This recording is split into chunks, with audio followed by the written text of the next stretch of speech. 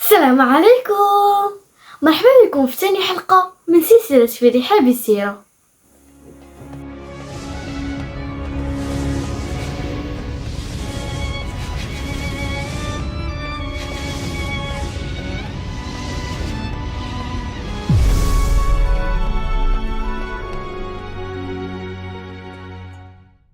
أنا رحاب كنقدم محتوى ديني للأطفال وحتى الكبار، علاش لا؟ إلا كنتي باقي ما تفرجتي في الحلقة اللي قبل كننصحك بأنك تفرج فيها باش تفهم شنو واقع، فما نكترش عليكم بزاف. إلا شفتوني كنستحق تابونوا عندي لتحت في القناة ديالي على الانستغرام وعلى اليوتيوب.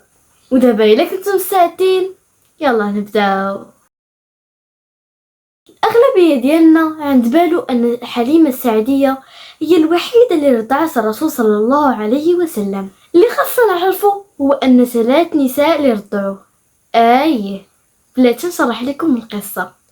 ملي ولدت آمنة بنت وهب قامت بإرضاعه، فعلى حسب حديث ابن الجماعة أنها رضعته 7 أيام.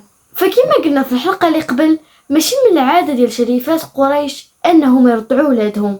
المعنى ديال شريفات قريش يعني الشريفات كانوا بها هما دوك الناس أو دوك النساء اللي كيجيو الزعماء وسادة قريش. فآمنة بنت وهب كانت ما بين شريفات قريش، فبدات كتقلب على مرضعة لولدها، خصوصا شي مرضعة اللي تكون كترضعو في البادية. وهنا غادي تجي تويبة مولاة أبي لهب اللي غادي ترضع الرسول صلى الله عليه وسلم بضع أيام، إلى أن جاءت قافلة من بني سعد بن بكر اللي جايبة معها مجموعة من النساء اللي كيقلبوا على أطفال صغار باش يرضعوهم مقابل واحد المبلغ مادي.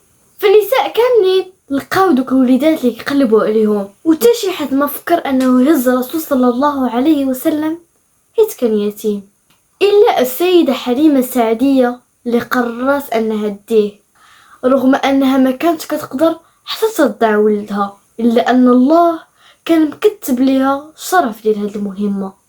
زاتو حليمة السعدية وداتو معها لدارها، وكان معها رجلها حارث بن عبد العزة. ومن ديك اللحظة غادي يوقعوا شي حوايج اللي خارجين عن المألوف.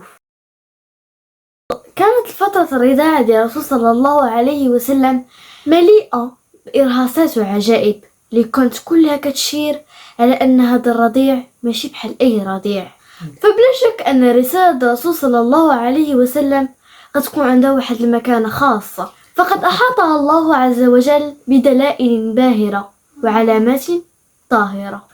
نرجع للقصة ديالنا. كتقول حليمة أنها مني حطت الرضيع بين يديها باش ترضعو، وخا كانت عارفة أنها ضعيفة وهزيلة ومدة هادي ولدها منعش وبلا ما يبكي بالجوع، حتى تفاجأت أنها راه رضعاتو حتى شبع ورضعات ولدها حتى نعس. نسيت ما قلت لكم أنها دازت عليهم واحد الفترة من الجفاف، داكشي علاش حليمة ما كانتش كتقدر ترضع ولدها حيت هي أصلا ما كانتش واكله مزيان، والغنم ديالهم كانوا ما كيلقاو ما ياكلوا حيت الارض ديالهم كانت شبه قاحله. ولكن من نهار دخل عليهم الرسول صلى الله عليه وسلم الاغنام ديالهم ولاو شابعين، المعزه ديالهم ولات كتعطي الحليب، الظروف ديالهم ماديه تحسنت بزاف.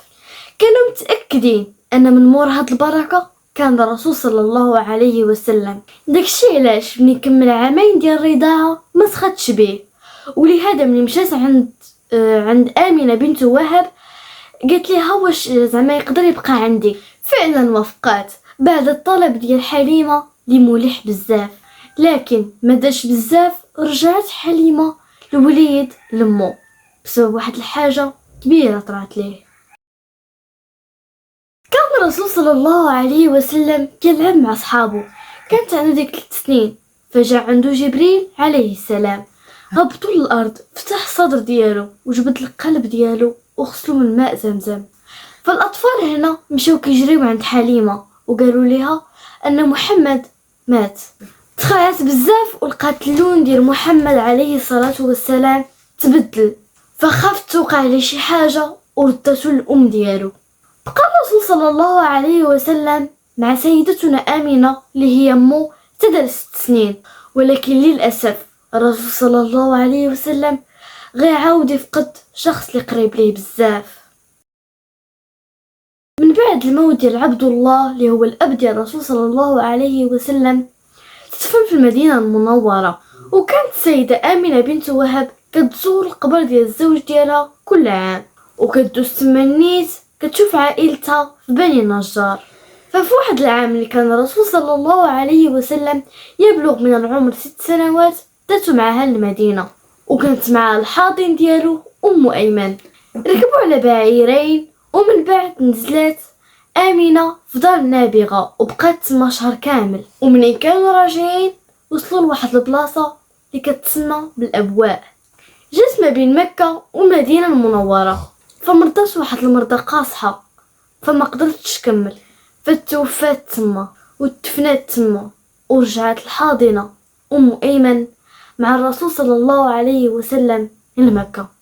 فشكون غادي تكفل برعايه الرسول صلى الله عليه وسلم؟ وشنو الاحداث والوقائع اللي غادي يكونوا وقعوا في ديك الوقيته؟ وعلاش داك الراهب وقف القافله اللي كان فيها الرسول صلى الله عليه وسلم؟ بقاو معنا في الحلقه الماجيه باش تعرفوا شنو اللي وقع. دمتم في رعايه الله وحفظه، الى اللقاء.